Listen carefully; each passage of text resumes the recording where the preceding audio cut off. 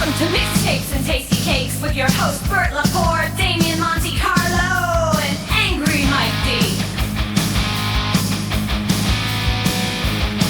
Alright, sit back and enjoy the ride as they talk about all things that rock and other useless knowledge you don't care about. And remember, every asshole has an opinion. This is theirs. Don't forget to hit that like button and subscribe.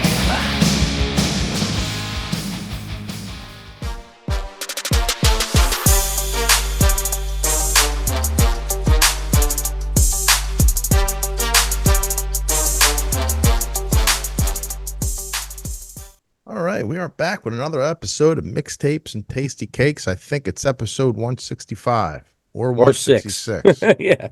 Yeah.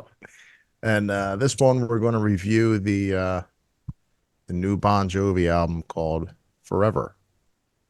Forever.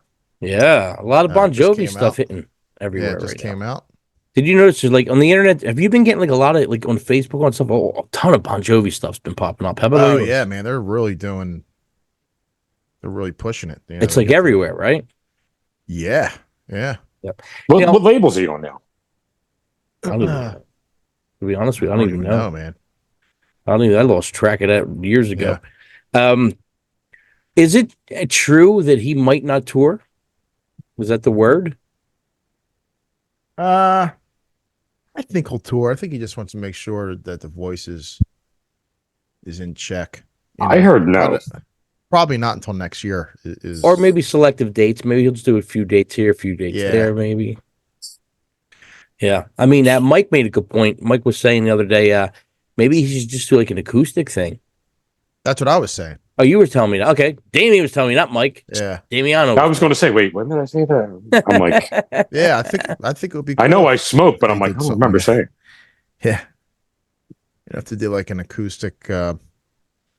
Maybe something like small, like theaters or something. That's not a bad 3,000 idea. I mean, seaters, he's going to keep sell them out, keep it intimate, But yeah, I don't know. It's time will tell. I guess we'll see. Yeah, we'll see what happens. So, Bon Jovi Forever, 12 tracks. You know the way we do it here. We go from our least favorite to our favorite. We combine all our ratings and to get one rating for the panel. And yeah, so here we go. We're going to start this off. Coming in at number 12, Kiss the Bride. What you got, Damo? I gave this a 6, which I gave him a lot of the songs that rating, and some that I felt were a little bit better. I gave slightly higher, but yeah, this sounds like a, regardless of what the title is, it sounds like it could be like a wedding song, Mm-hmm. hence the title also. But yeah, it didn't really do much for me. It was, good song for what it is, but it not something that I would go back and listen to again. Right. Mike D? Yeah, I mean, it could have just been left off this album, too. It really kind of ruined the vibe of it, I think. I don't know. That's just me. It could have been the last track, but Right. Yeah. I gave it a 5. Kiss the Bride, I gave it a 5. It sounds like a personal song, and I'm sure it will serve a purpose for somebody, just not me. I'm sure people have this as their wedding song and all that stuff, and it'll be great, But for me, it just, it's a skip for me, just because I have no connection with it at all. It's well put together musically, lyrically, vocally, but it's definitely be a skip, but it would work for somebody. It's a low rating for us because this is not our thing. So I also gave it a 5. Coming to number 11, Walls of Jericho. What do you got, Damo? Yeah, one of the few up-tempo songs. I gave it a 7 out of a 10. Kind of like the breakdown in the middle of it. If they toured, they would probably play this live. I think I could hear this being a good live song in their set. But yeah. All right, Mike D, Walls of Jericho. I gave us a 5. I really wanted to like this, especially the way it came in, but I don't know. It kind of just went nowhere for me. I mean, it wasn't terrible. It was just middle of the road, which makes me say I probably should have gave the Bride song a little bit lower. But Walls of Jericho, I gave it a 5. I'm like, all right. So when this track starts, I'm like, what the fuck? what's going on. It's a bit cheesy for me. The verse is pretty good. He sounds good. The chorus is just a bit much for me. It sounds like a pirate song or something. I don't know. Huh. It's definitely my least favorite on the record. Definitely. Coming in at number 10, Living in Paradise. What you got, Demo? Yeah, I was surprised to see that he wrote this with Ed Sheeran. Not a bad song. 6.5 I gave it out of 10. Yeah, it was a good song, but didn't really blow me away, Yep. Mike D. Yeah, I don't know. Gave it a 6.5. Really, I don't know, not my thing. Now that I know, and I didn't know before, that Ed Sheeran had his hands dipped into this one, which is probably why. I don't know. I don't see the big deal about him, but Writes a lot of hit songs, Mike. writes a lot of hit songs. It just don't get it. Don't get it at all. Living in Paradise, I gave a 5.5. It's a decent tune. The pre-chorus is really good. The chorus is okay. I do like the piano in the middle. But the pre-chorus is probably the best part of the song. Yeah, it's middle of the road for me. Coming in at number 9, I Wrote You a Song, Demo. Nice title. You wrote Damien a song? Or? Yes, I wrote Yeah. Damien's song. Okay. All right, what's it called? I Wrote You a Song. Yeah, it's slower, not quite a ballady, I guess. I gave it to be a little more precise. I had to, instead of giving things 6.5, or 7s and shit, I gave it 6.95, not quite a 7. So I love it. I love it's them. weird, but when It works especially out with for the this averages, one, it changes. It does yeah, especially for this one, this album, because a lot of them were around close. the 6. So if I liked one a little bit better than another, why would I still give it? Yeah. Yeah. Yeah, that makes sense. Mike D, I Wrote You a Song. Yeah, I mean, before I say this, I feel like some of these I'm giving a lower rating than I should. And it looks like Bon Jovi as a whole kind of just fell out of our wheelhouse of music, Sure. I feel like he moved on to a different crowd, and that's like more of the, I don't know, adult contemporary kind of country crowd. And we're not going to find much in it anymore. I don't know. But that's just me. But I'm going to rate it as I feel. I gave this a 5.5. I just wasn't feeling it. Okay. I'm in like that same boat. I Wrote You a Song a 6. It's okay. I can see Right. people really liking it. Just not my type of song. So it's pretty much what you said. Yeah, I mean it is like Mach 3 of Bon Jovi right now. You got that first half, you got that middle half that's kind of like he's in between, and now it's more he's writing for his age, I guess you could say. Oh yeah, and his vocal range. And his vocal range was just perfect. I mean, the songs are laying perfect. He's singing perfectly where he should on this record. So he sounds good. Okay, so moving on to number 8, Hollow Man. What did you give that, Demo? I gave it a 6. Probably probably would have been better if it was written for someone else, I think. It's got a very Nashville sound to it. Very, very Nashville, especially with the guitar, the pedal steel guitar. It's very has like a country vibe, but it would have been better suited for someone else, maybe a country singer. I thought it was a little boring though, but I think with the right person's voice, since his voice isn't as powerful, maybe someone who could really belt it out a little more. But what the hell do I know? I gave it a 6 out of 10. Mike D. Yeah, I gave this a 6.5. I wanted to like it. It felt like it was a build up to but it was a slow build up to a slow build up. It never really went anywhere. Yeah. But yeah, I don't know. Really didn't do it for me. I gave Hollow Man a 7. More for anything, the lyrics. Really good lyrics. There's a good honesty in his voice. The song's good. I kind of like it. It's okay. It's definitely a 7. It's not great, but it's pretty good. But the lyrics definitely on this whole record, the lyrics are pretty damn good. Yeah, Okay. well, without a doubt. Yeah. Yep. And especially after watching that documentary, I actually had to lower some of my scores. I think I overshot because the documentary a little bit, So I had to rethink some of it, and I lowered them a little bit here and there on some stuff that I kind of pushed a little bigger than it should have been. Okay. So coming in at number 7, Legendary. What you got, Damo? I gave it a 6 out of 10. I'm being petty, but I would have ranked it higher if it didn't have all those all that stuff. All the Phil Phillips stuff. Dude, I fucking hate it. They're all I hate doing those. I hate those woes. They're all doing it now. It's crazy, man. It just I don't know. It sounds like a Kodak commercial. Yeah, yeah. Sounds like a commercial or something. It's not. I didn't really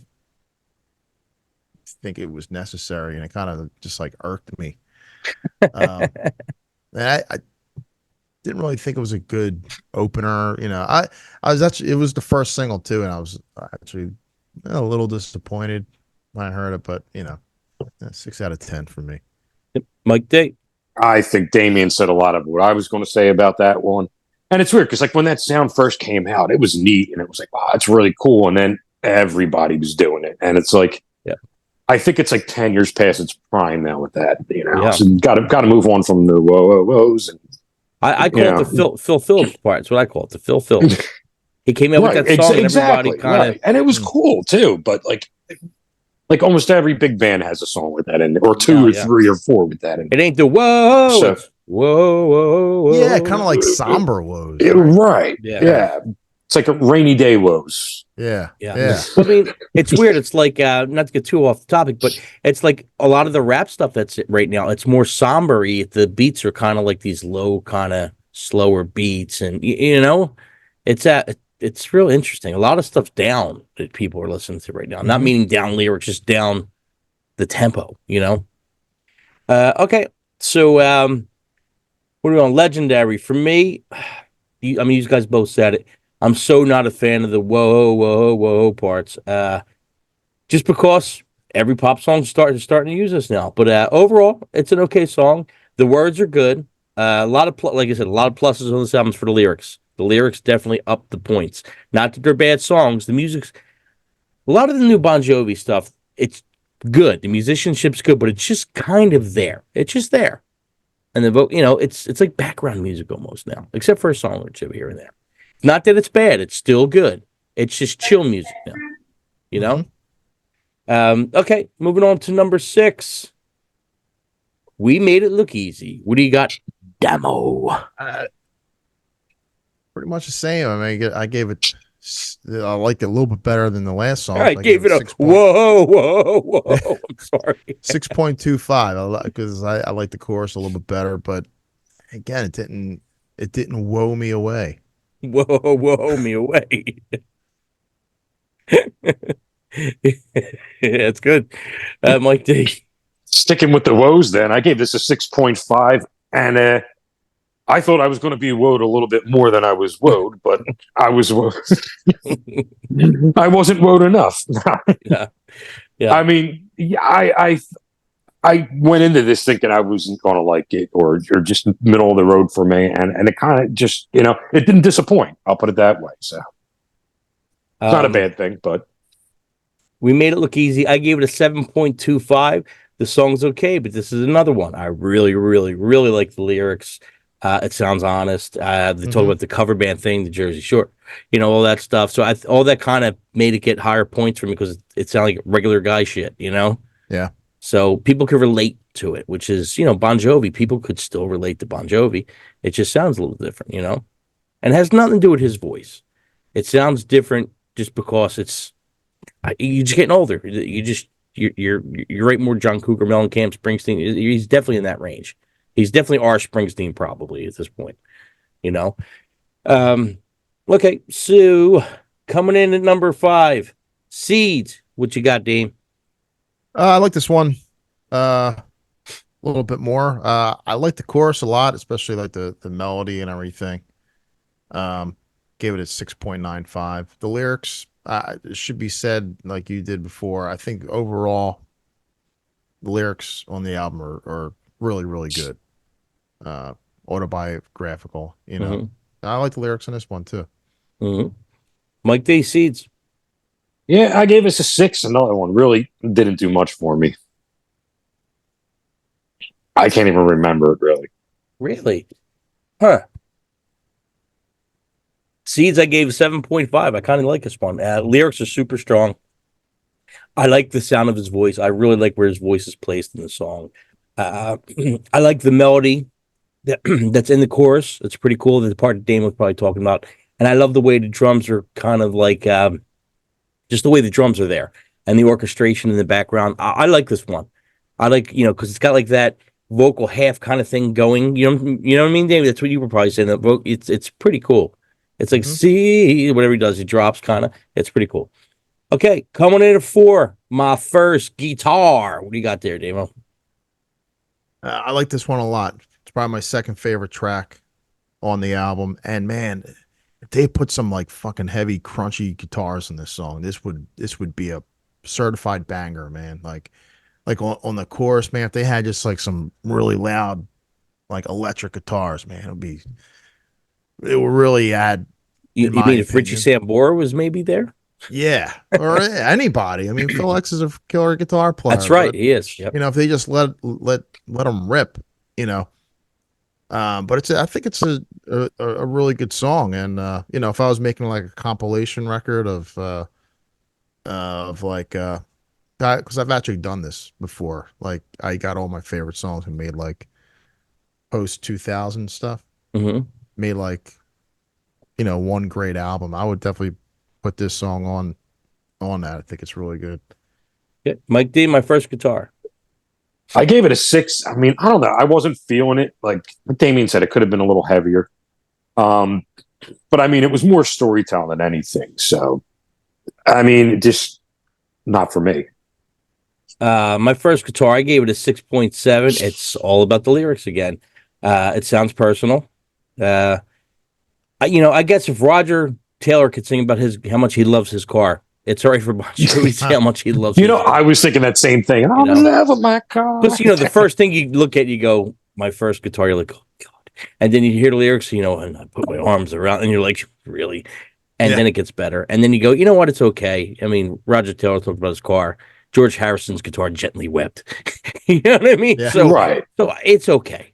Um, so yeah, that makes it okay. Plus, come on, Mike. There's a line about kissing the song. Come on, you got Oh, to give it yes, that's props. right. I forgot about that. Yeah. In Yeah. the backyard playing the Kiss records. Yeah, that gets extra That points. gets a couple extra points right there. Yes, it does. This Maybe was a that's song. why I didn't give it the extra. Yeah, probably. That could Probably. very well be. Probably. I'm like, Kiss has to get mentioned. It's like At least WWE, AEW. They got to mention Eddie Guerrero. It's like, come Eddie on. Guerrero gets mentioned Yeah, once it's true. a show. Once a Right, show. yeah. Every When we week. try, I'm like, oh, That's there's a no good Kiss. point. So can't get away from Kiss. Yeah. It's got to get mentioned once a week. If Yep. Damien and Bert don't mention it, if Ahmed doesn't mention it, John Bon Jovi will mention it. That's Yeah, right. there you go. That's right. Yeah, so I thought the song was cool. It grew on me after about the fourth time I listened to the record. I don't. When we do these things, I listen to the record at least 3 to 5 times at least. So it grew on me. This song got better the more I heard it. I kind of grew to like it. The middle part of the song's great. It's with the Kiss lines in that middle part where it's kind of like da da da da da. He's kind of like building up a little bit. It's pretty Mhm. cool. Yeah. That's pretty cool. So yeah, I'm sure I'm probably going to like this song even more in a couple more weeks. I'm sure. This is a song I'll go back to. I'll go back to this one. Yeah, me too. Yep. Coming in at number 3, Waves. What do you got, Damo? I gave it a 6.5. I probably would have gave it a lower, but I thought the chorus was really good and catchy, and it stuck with me. But which seems to be the theme for a lot of these songs. Like the choruses they know how to write a chorus, but some of the verses lag a Little little cheesy. bit. Yeah. Mike D, Waves. I gave it a 7. Like Damien said, it had a really cool chorus to it, but just kind of boring, but not terrible. I gave Waves an 8.5. I went high on this one. Another tune where I like the lyrics, I like his vocal and where it's at, I like the tone. I just think there's a lot of emotion in this song, so I kind of really dig it. And I like 8.5. That's a high score for me on this one. All right, guys, coming at number 2, The People's House. What do you got, Damo? It does, like we were talking before. This does have. It's got the feel of Keep the Faith. Mm-hmm. Doesn't sound like, but it's definitely got that feel. It's got that groove, man. The percussion guy earned his paycheck on this one. Yep. Yeah, it's good. One of the better ones. I gave it a 7 out of 10. It was up there with one of the better tracks on the record, I thought. Okay, Mike D, The People's House. Yeah, I gave this an 8. Maybe a slightly bit too high, but I felt that, like, just the production, it felt different from the rest of the album too. This one felt so just clean. It felt crisp. It had that groove to it. It was almost like a funk song without the heavy bass. Mm. And the only thing it was kind of missing was like it didn't really have like a great chorus or anything like that. It was kind of just boring there, which is why I probably should have gave it lower. But the music was just so great in it. Yep, it's close to it, the way I think. The People's House, I gave an 8. I love the verse, like Damo said. Reminds me of Keep the Faith. I really dig the groove on it. Not a big fan of the chorus. I mean, I gave it an 8 without a great chorus. If it had a great chorus, it'd probably get like a 9.5. The chorus is just kind of like, but the verse and everything else, love it. The music's awesome. This has definitely got high replay value for me. This I'll definitely play again. Definitely. All right, guys, coming in at number 1. Living Proof. What do you got, Damo? It's a great song, man. It's got a killer chorus. It's a great. This is if they just stuck with the more hard rocking formula instead of like a lot of mellow stuff. I would model after these songs. It would be a great hard rock record. Like this one sounds like 2024 hard rock Bon Jovi album. It's a great chorus. Sounds like them. How I remember them. You know what I mean? Yep. And, what did you I gave it 8.5 out of 10. Yeah, that's a good score. That's a good score. Mike D, Living Proof. That was my score too, 8.5. Yeah, man, this was a really cool song. It felt like it should have fit in somewhere between Slippery and New Jersey. And really strong song. I like that little those. I don't know what they do. That little whoa with the guitar and the mic thing there. The voice box. The voice box. Yeah, like in the beginning. Talk box. Really cool. Talk box. That's okay. Yeah. Yeah. It just. This is like Damien said. The Bon Jovi we know, we grew up with. Yeah. Without it sounding dated. Yeah. Right. It's funny because a couple weeks before the whole documentary thing came out, I remember Dame saying to me, I don't know, Richie might come back. He might be back. I hear the voice part of the talk box thing. He's like, it's a possibility. Yeah, because I heard a clip. I was like, oh, man, it sounds like a little Easter egg. I'm maybe watching too much wrestling. Maybe, yeah. You're making up shit now. Yeah. Hoping Richie's going to do a run-in. And, yeah. He's the music's going to play. He's going to walk down the ramp. Yeah, he's the mystery talk box guy. Hey, did you hear that talk box clip? That's funny. He's in the front row doing well. Yeah. Living Proof. I gave it a 9, and it could have got higher, but I gave it a 9. I think it's classic Bon Jovi. Love this tune. Real good song. I like it. It's memorable. It's catchy. He sounds great on it. I love the talk box on it. I think it's classic Bon Jovi. Definitely replay value. Definitely makes a fucking hits record for me if I was making a mixtape or something like that, especially post 2000. Yeah, I mean, I wish they were all like that. It's almost like, this, you got the everydays, like all that stuff. When he hits the mark, he hits the mark. There's no doubt, Yeah. There's a lot of mellow stuff on the record, and I think we're like, not that we mind it, but it's like, it's just sometimes it's too much, right, for us. But people, I'm sure people will love it. So let's give it an overall, putting all our scores together, putting all our scores together, putting all our scores together, a 6.87. So it's better than average. It's not great. It's okay. Yeah. So Dame, give me your little synopsis on the whole record here. What you got? Yeah, great lyrics. After seeing a documentary, this could be the soundtrack for the documentary. You know, the running theme. You know, it's very autobiographical. Yeah, but the music, it's I think in some of the songs kind of falls flat. Except the choruses are good. But it's just kind of like lopsided. I thought. Yep. Yep. Mike D. Yeah, I mean, like I feel like it went into the realm of like, people who don't follow music on an everyday basis and, still have their favorite artists out there and oh, look, a new Bon Jovi album comes out and they're gonna love it. Yeah. Yeah. So it's more music for people who don't listen to a lot of music. Right. Right. You have your favorites and you just follow your favorites. For me, Forever, I think it's a decent album for where he's at in his career right now. He's definitely becoming like a Springsteen. The songs are very storytelling. There is emotion in there. There's honesty in there. The lyrics are great, but the lyrics make this a real good record. If you go back to it and just read the lyrics, it's pretty damn good. Standout tracks, of course, Living Proof and The People's House for me are the two standouts. Yeah. Yeah, so we gave it a 6.87. That's our rating for it. And real quick, let's tap into some other stuff here. Now, you see people, you look at the internet and people come up with the craziest shit.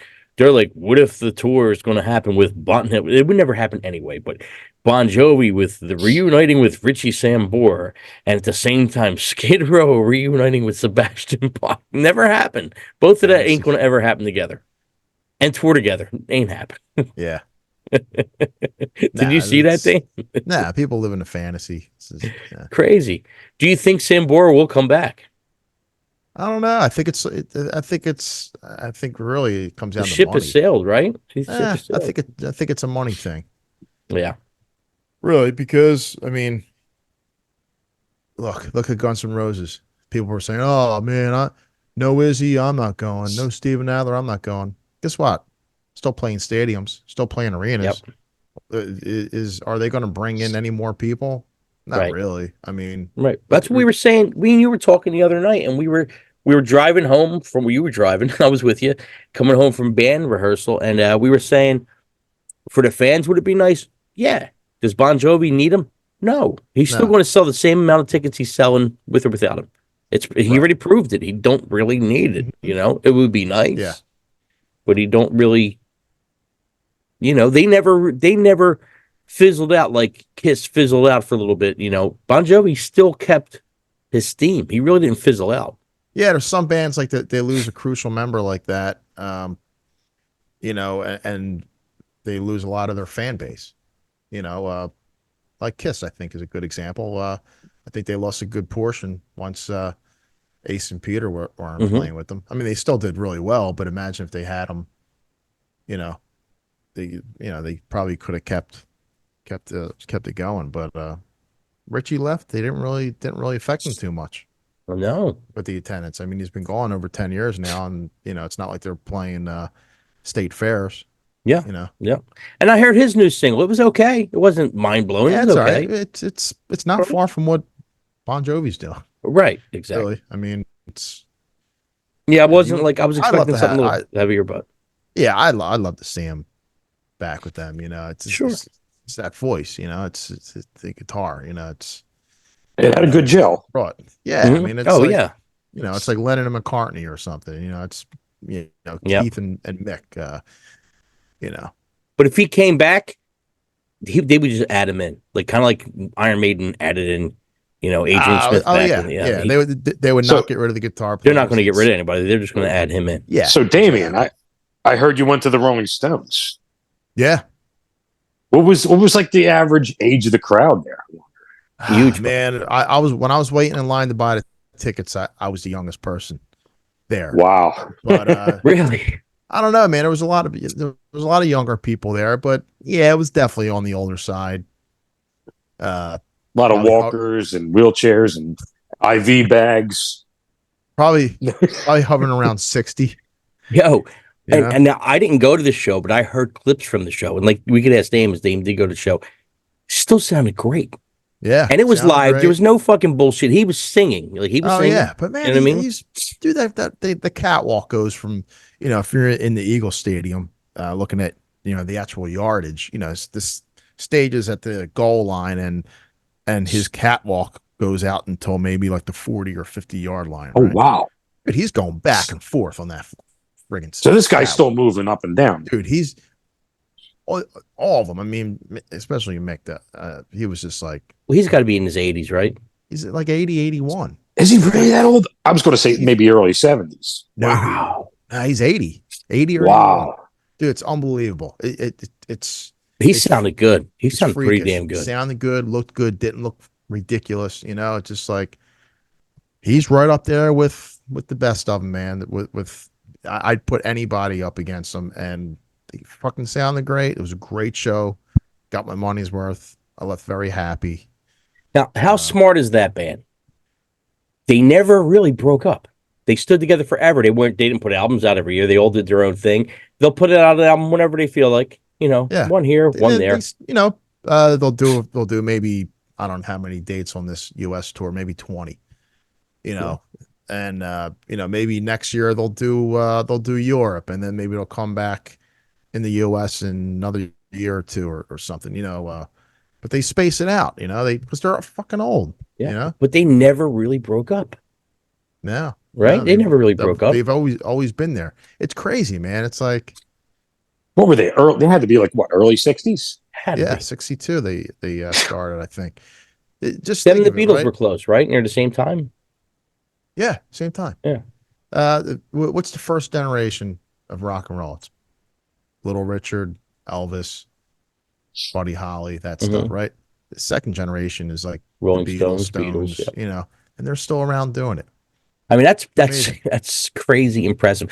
The only other band I know that's been around a long time that, as far as I know, hasn't broken up is U2.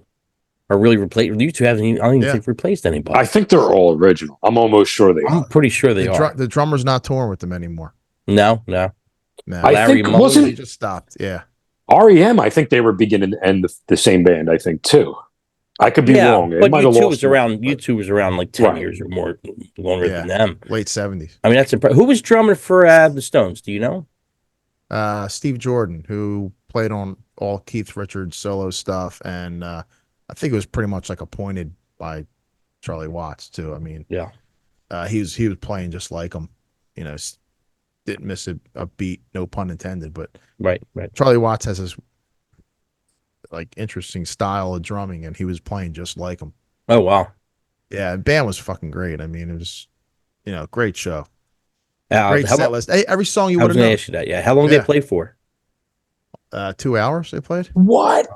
Yeah. Wow. Oh, I'm thinking impressive. like maybe hour, 10 minutes. Yeah. No, man. Wow. 2 hours they played 9:15 or 9:20, and they're till like 11:15. It was almost 2 hour show. Wow. Did they play impressive. Did they play anything off the new record? Yeah, they played a song. Yeah, Angry. Nice. That new record was good. That new record was really good. They might have played another one off that album too. I'm not totally sure, but and every show they do like this fan voting thing where fans can pick. They have like a list of songs, and so they have like a fan voting song on every. What did they pick for here? Probably Jumpin' Jack Flash. No, it was fuck, I can't remember, but I forget what song. But it was good. It was good. Oh, it was great. $5 a vote. Yeah, $5 a vote. So they Kiss, $5 a vote. Like a jukebox will play anything you want. Yeah. All right. The last thing I want to throw in here is Skid Row did a bunch of dates with Lizzie Hale. Heard them clips. They sounded great. And then they announced a live record. And it's funny because when they said live record, the first thing I'm thinking of, they're going to put out the Lizzie Hale with them, which would have been fucking great. That would have been impossible to put it out, though. Probably because record labels and stuff. Yeah. But that was my first. I mean, you can't put out an album a week after they did a show, though. Yeah, that's true, too. That was too soon. So I heard the first clip from it. It sounded pretty good, and I guess that'll be the second and last thing that has Eric on it, pretty much. Yeah. So did you know the live album was coming out, or were you surprised too? Nah, it's I don't. I mean, live albums to begin with, it doesn't matter who the hell it is. I don't Not get much excited interest. about it. Nah, it's just something that bands put out now, just to give them, something else to sell, at a Yeah. show or something. But and especially if the guy's not even in the band, like what's Yeah, the it's, point? kind of weird. That's what I thought was kind of. I thought it was kind of Yeah, I No, mean, strange. I was what are never they into gonna live do? albums. They probably had because they're making vinyl of it, so that's like a 6-8 month lead up time. The guy was probably still in the He was band at the time. yeah, and they already were in probably progress. Yeah, yeah, they can't pull the plug on it, but That yeah, I makes mean, sense. I just kind of Yeah, that makes. I'm okay with live records. It depends. Mike, you said you really into live records. Not Depends. really. It depends. I mean, I might have like 5 to 6 I like. I mean, I'm not huge into them. I don't know. yeah, I got no interest unless it's weird like an older band. If it's something, oh yeah, this is live from 19, some whatever band, Aerosmith will say, Right. live from 1978. Okay, and if it was something new, it just came out, some unearthed record. Yeah, Yeah. old shit like that, like Maybe like a Floyd. I don't Yeah, know. like something old. Yeah, Alice like Cooper that. does it here and there. He just put out Yeah, some a couple years ago with the original band, right?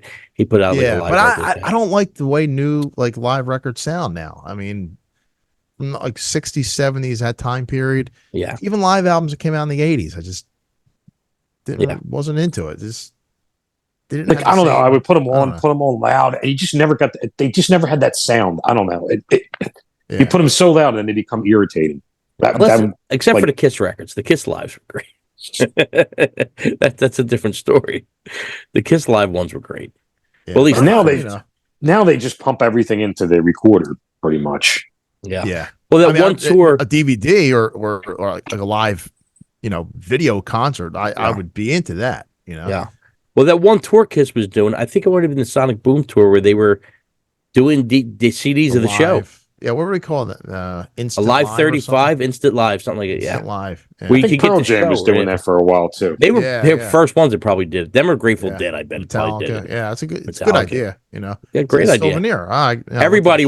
Everybody wants to show. When we were kids and there was like bootlegs of shows, we always wanted the show we went to. Always. Yeah. If you listen close enough, you can hear me screaming. Yeah, right. Yep. All right, guys. Well, mixtapes and tasty cakes. We'll see you guys next week.